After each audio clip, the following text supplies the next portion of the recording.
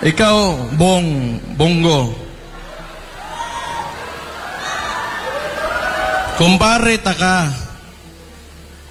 Pero kung alam ko lang pala na magkakaganito, yung mga tao, yung nagboto kami, mga Dabawinyo, nagboto kami sa Imuhabong. Kung alam ko lang na ganito lang pala yung gagawin mo, sana hindi na lang. Pero unfortunately for us, mas napabilib pa ako nitong si Risa Contiveros kaysa ni Bong. Kasi ever since talaga, nasa previous administration, kalaban yan hanggang ngayon consistent yan at di talaga natatakot yan. Pero, maglalagay tayo ng mga you have time pare, Bong, na kahit you have time to redeem yourselves. So, ito na nga yung sinabi ko galing pa doon sa simula pa lang nung paglabas ko sa Leaders Forum ng Hakbang ng Maisog. Lahat ito, tayong lahat ngayon ay kagagawan lamang ng isang tao. And who is responsible kung bakit tayo nandito ngayon, nagsasama-sama at gusto mag-express ng mga sentiments natin. Sinabi ko yan, simula pa lang, wala sanang ganito kung maayos lang yung presidente natin.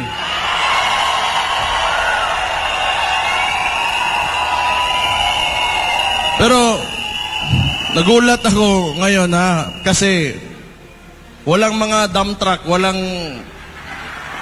mga dump truck.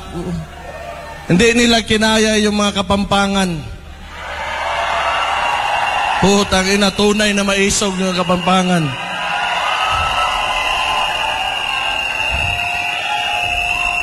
Pumunta kaming Dumaguete. Bigla na may mga dump truck.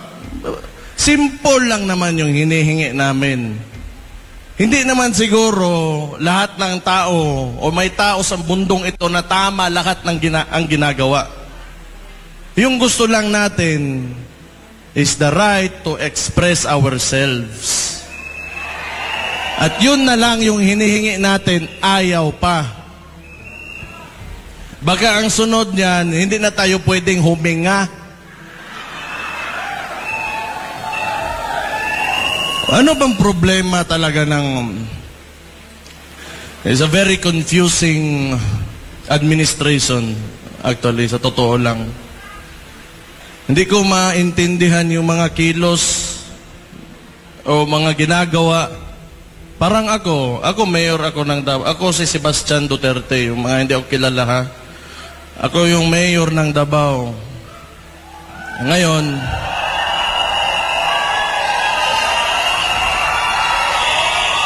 wala pa akong sinasabi. Sandali lang, pagsalitain nyo naman ako.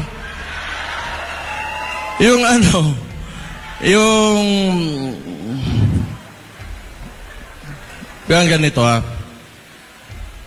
Ako, local executive ako. Siyempre, alam ko yung concerns ng mga barangay namin, yung mga communities.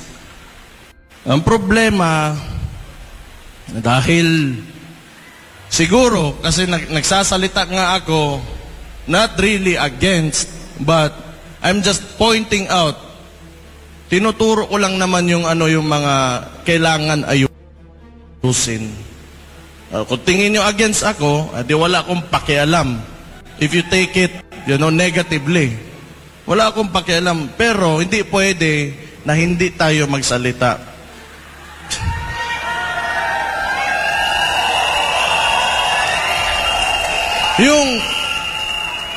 Hindi ito rule of a single person. It's demokrasya tayo it is the rule of the majority. Hindi ibig sabihin na kung anong gusto mo mangyari o gawin mo, yun na yung mangyayari dyan.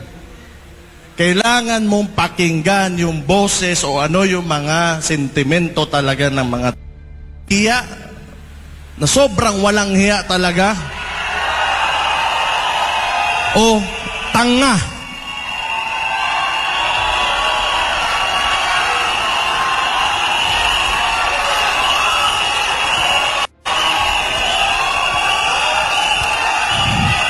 Kung gusto nila na sila-sila lang, sabihin na natin, marami naman paraan yan. Kung gusto nilang ayaw bumaba, o gusto nila sa kanila pa rin yung susunod na maging presidente, kanilang manok, o di, magtrabaho ka. Bakit mo utuin yung mga tao, papipirmahin mo, tas magbibigay ka ng ayuda na may mukha nyo pa? Utang ina ninyo.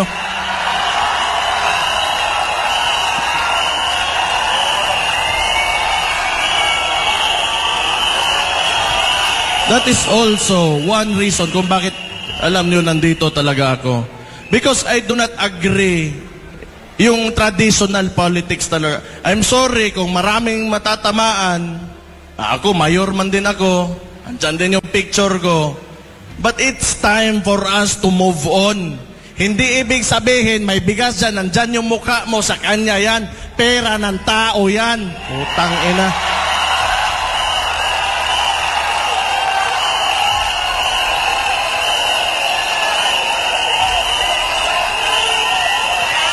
Alam nyo, pag lagi tayong nandito sa cycle na yan, yung mga practices talaga ng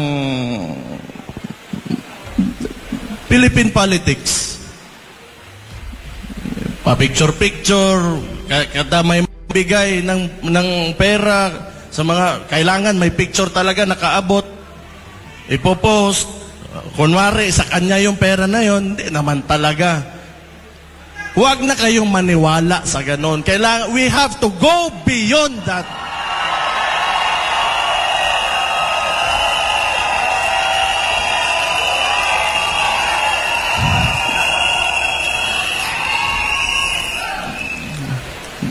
Pero palagay ko ngayon, parang nahiya, nawala na yung mukha ni... Nahiya rin. Meron din palang hiya. Kasi yung picture, napakalaki before, ngayon maliit na lang. Oh. Utang ina. Hindi. Excuse me for my bibig ko. Ano lang yung expression lang yan. It's a frustration actually. That's why. Dapat ito lang talaga. Balik ako sa People's Initiative. Utuin mo yung mga tao. Kasi yung takbo pa ng... may Senate hearing man yun. Senator Amy Marcos was there. Nakita talaga, may findings talaga na nangyari yon, na niloloko nila yung mga tao. Sa dami mong problema, and you know, the opportunity that you have being a head of state, a president, or, you know, like a couple of people who are in the highest places in government, positions in government, ang dami mong pwedeng ayusin, but your unang-una mong priority is magpatagal lang ng wala pa ka magpakita ka naman ng kahit may ginawa ka lang. Wala talaga. Tingin nila yung buhay ng Pilipino ganun lang kadali, na parang monarkiya talaga. Gusto ko today I will become the king and this lady will become the queen, and all of, you know, nasa lahat ng baba namin, kontrolado namin. Sira ulo, putang ina.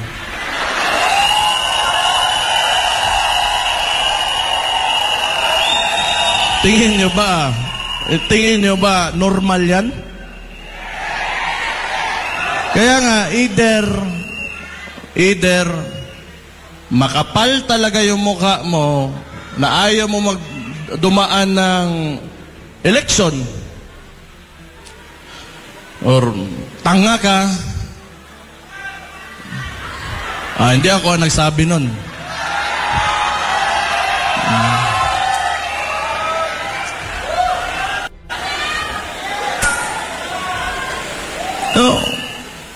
O tapos ngayon, siyempre pumalag yun kami. May mga ibang probinsya din. Yung si Governor Hubahib ng Davao del Norte. So, nagparalisa doon. Anong ginawa ng mga gago? Sinuspende. Actually, I'm really surprised kung bakit hindi pa ako suspended ngayon.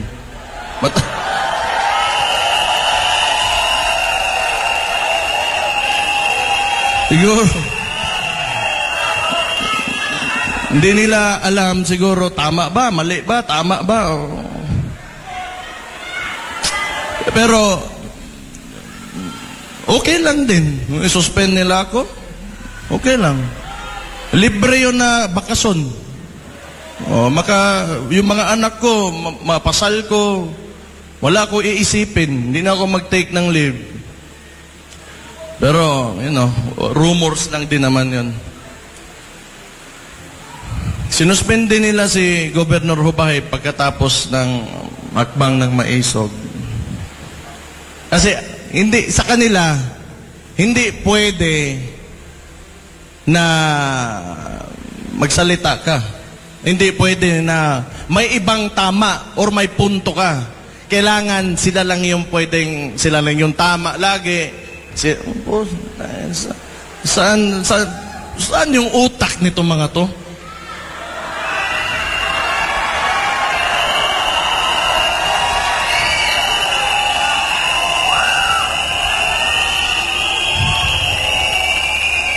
Pumunta kami ng Bulacan. Ang hakbang ng Maisog, nag-attempt sa Bulacan, hindi natuloy. Ang dami nilang exhibition, gamit pa yung mga tao sa gobyerno. Sa Dumaguete, it was the same thing.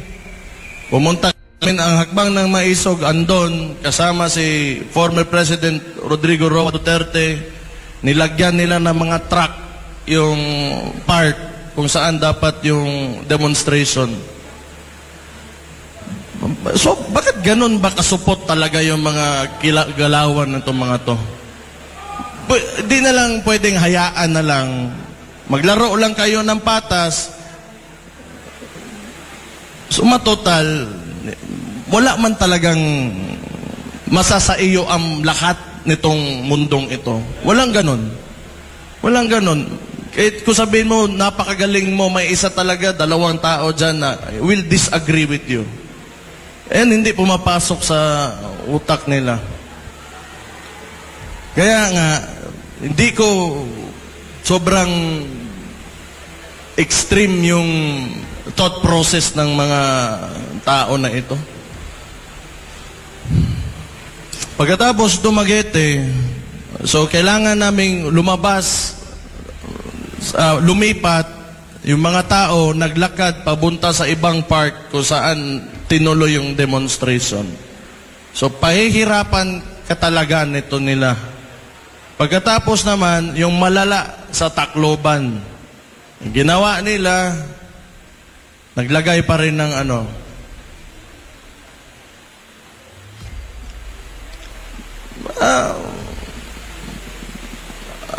tingin ko lang masyadong may insecurity itong administration na ito.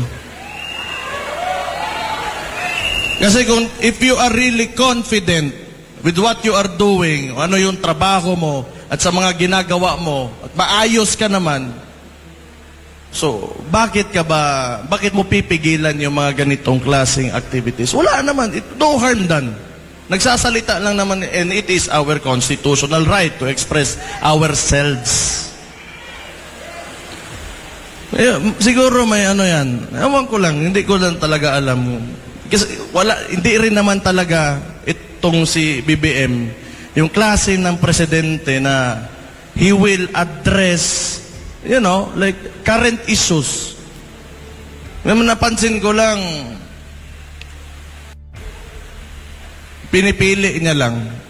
And it's, a lot of this, itong nangyari dito, alam ko yan kasi mayor ako. Isipin na lang natin, nasa isang barangay, may nangyayari na ganito. Then, it will be my responsibility and part of my job. Kung tatanungin ko, what is the problem? Paano natin ayusin yung problema na yan? Paano natin para matapos na lahat at mapayapa tayo ang lahat? Pero wala akong makitang attempt talaga from this administration na gawin yun. All they do, pagkatapos ito, marami na naman yung mangyari sa Davao. Katulad nung, ito talaga. Ako, mayor ako. Ayaw ko yung mga tao sa Davao, bangag. Ayaw ko ng drugs, di ba? Ayaw ko ng mga tao doon kumakain ng sabo o ano-ano dyan. So, wala naman talagang sinabi ko, I'm declaring war on drugs. This city is against drugs. O anong ginawa nila? Nirelieve nila 36 ka pulis. Wala naman ako inutusan. Tanga talaga.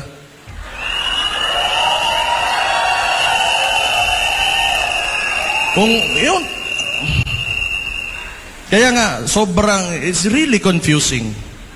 Hindi naman masama yung intention ko na, siguro masama kung involved ka in illegal drugs. But, for the people na ayaw nila na kumain ng sabo yung anak nila, yung kapatid nila, ayaw nila mag-shrink yung utak. Bakit? Why is it an issue for them? Itong DILG. Bakit ang dami nyo maniobra para... Pakialam nyo ba kung yan yung platform ng Davao City? Ayaw namin talaga ng droga.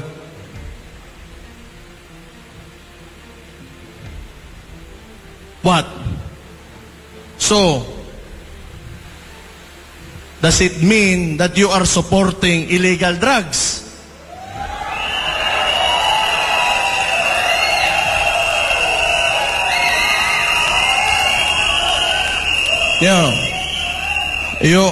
The declaration on war on drugs is because I am concerned of the welfare of the Davaoenos. Tapos gusto nilang barahin, isira ulo.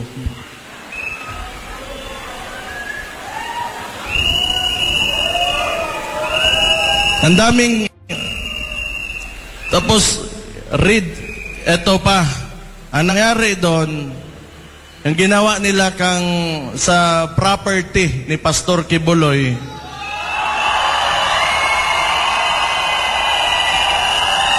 this is a very recent one.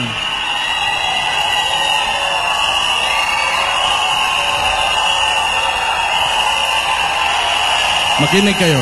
Dali lang.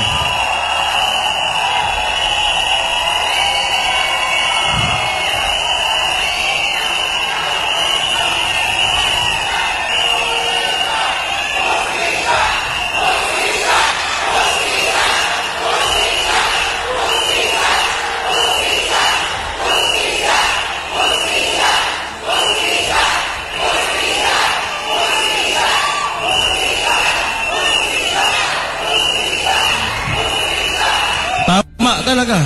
Yan ang wala talaga sa Pilipinas. Hustisya.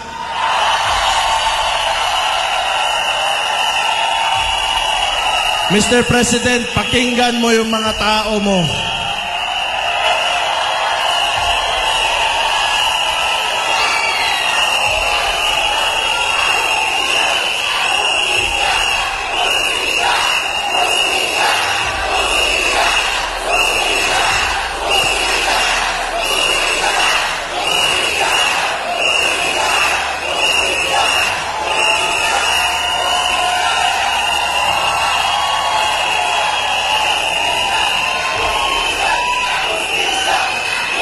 Ayan.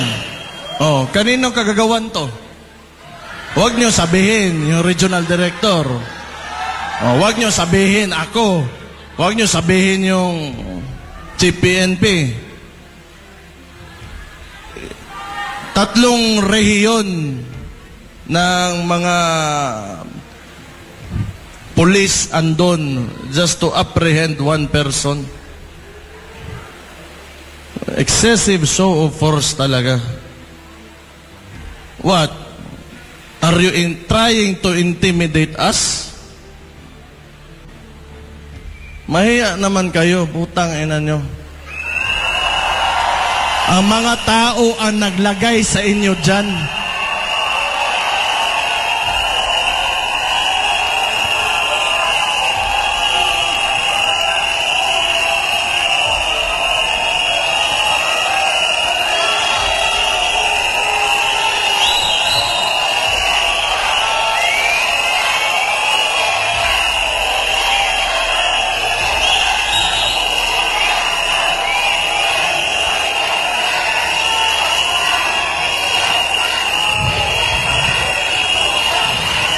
Tapos ngayon, ang ginawa nila, imagine this.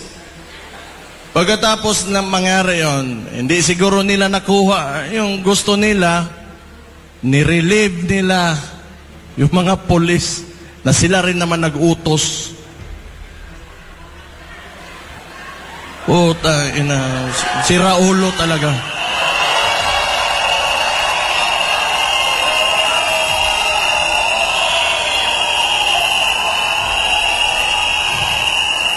Kinontradict lang nila yung kagagawan nila.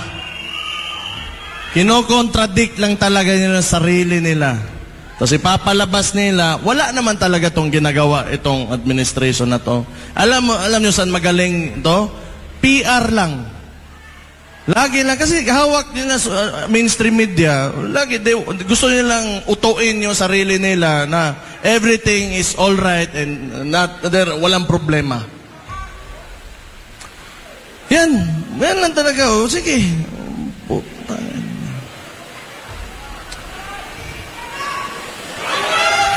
Tapos gusto pa ng...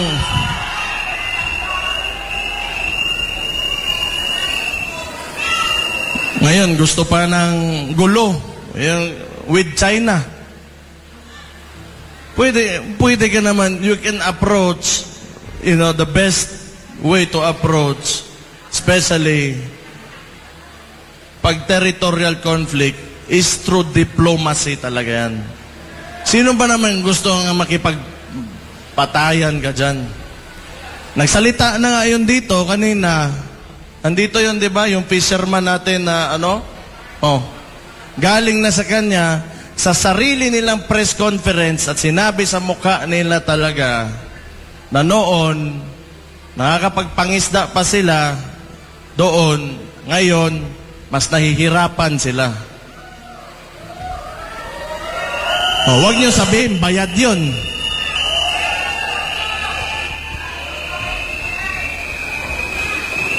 Kailangan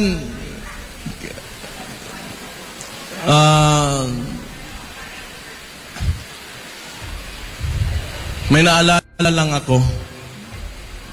Buti pa kayo, mga ordinaryong Pilipino, mga Kapampangan, at saka yung mga dumayo dito.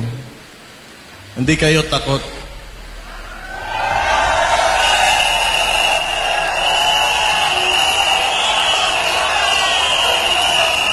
Pero, tingnan natin yung Congress natin ngayon at yung Senado. May maisog ba? Ni isa wala.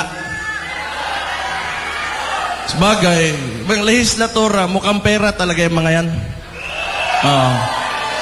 Sana wag lang sila magalit kasi totoo naman. Mukhang pera na.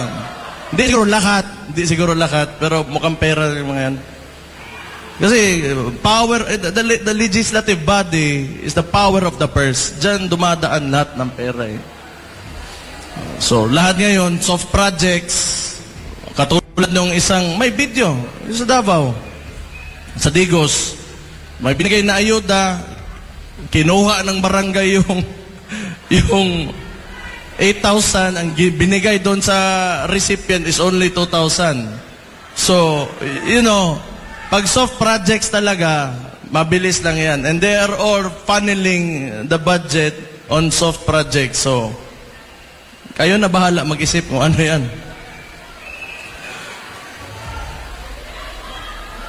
Ikaw, Bongo. Kumpare ka.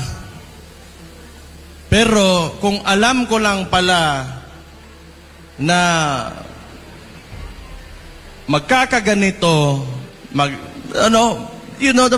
yung mga tao, yung nagboto kami, mga Dabawinyo, nagboto kami sa Imuhabong.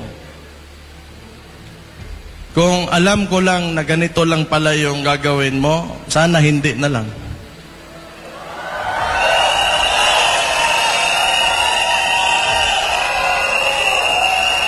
Sa totoo lang,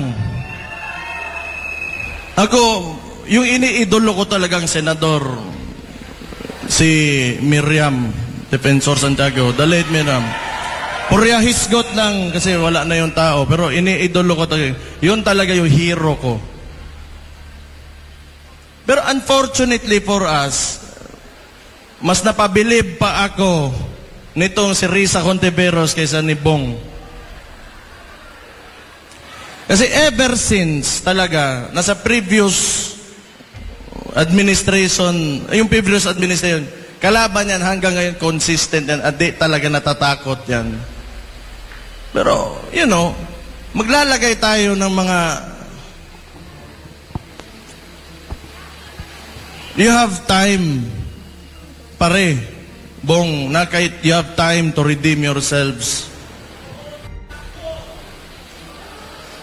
Ihatag ni ipakita sa MOA that you will stand by the Filipino people. Show your love, yung pagmamahal mo sa bansa na mas umaapaw pa kaysa sa pagmamahal mo sa sarili mo. Kasi hirap na yung mga tao ngayon.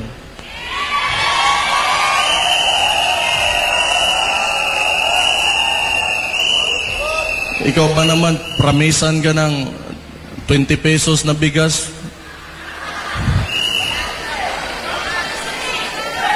Typical na talaga. Textbook na scam. Wala. Talaga. Pangloloko. Pangloloko lang talaga nakikita ko. Abuse of authority. Lahat ng pinapakita ng administrasyon na to is not a good example, for our current leaders and our future leaders. Kung yan yung pinapakita na ugali, kultura, and ways of handling government, then kawawa naman yung Pilipinas talaga. Kawawa naman.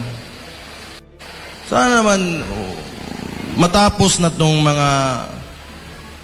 yung practices ng mga trapo talaga. Nakakapagod na rin. Sa tagal na panahon, yung problema talaga ng Pilipinas, alam nyo, corruption talaga. Corruption talaga. Magandang gawin, naiisip ko, ibalik mo yung death penalty. Isama mo yung corruption, plunder, bribery. Tingnan natin kung may tatakbo ba andyan sa Congress at Senado na yan.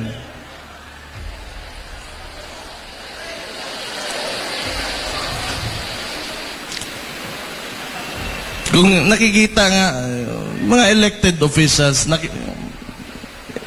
ikaw yung boses ng tao and you're in a national position, and you should be saying something. Especially when it's very clear, kitang-kita na ng lahat, the atrocities of what the administration is doing. You should say something. Wala. Di, tayo na lang. Kaya pa?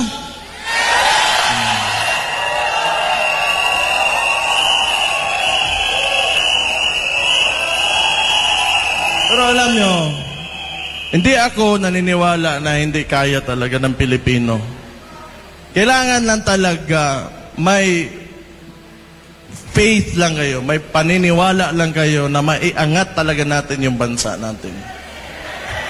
Kasi kung hindi, wala sana tayo ngayon dito. Kasi mas gusto pa natin na mas maganda pa talagang kinabukasan para sa ating lahat, sa bawat Pilipino. And thank you for being with me tonight dito sa Pampanga, sa Hakbang ng Maisog.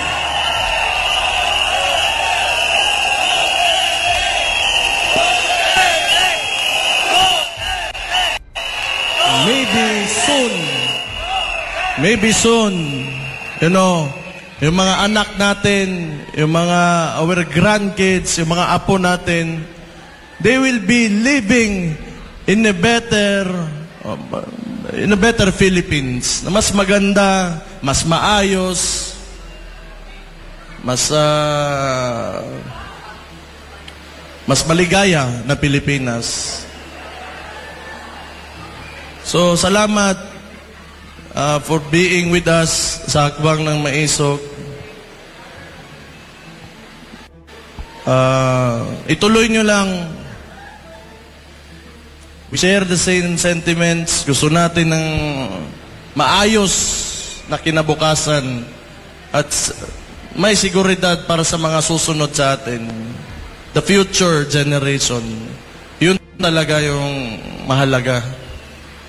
Someday, hindi na nila pagdaanan pa yung mga dinadaanan natin yan. We should give them, you know, better problems than what we have now. And I think that is the ultimate goal and our ultimate responsibility as parents and as elders sa bansang ito. So, kailangan sama-sama talaga tayo, united tayo with one cause na at isang paniniwala na makakamit natin mas maliwanag at mas progresibo, magandang Pilipinas pagdating ng panahon.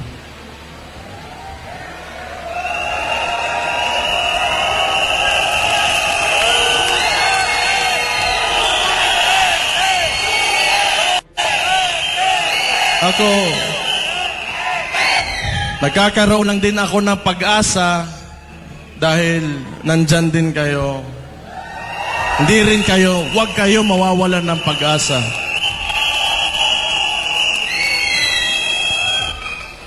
Okay na yun? Tama na, marami pa magsasalita. Pero,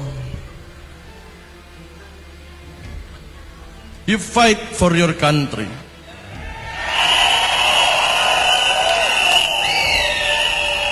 Because as it seems now, nobody is, kundi tayong lang mga tao na nandito sa mababa lang. So we will fight for that. And no one, sa nakikita ko, sa politika ng Pilipinas ngayon, takot lahat, kayo lang yung maisog.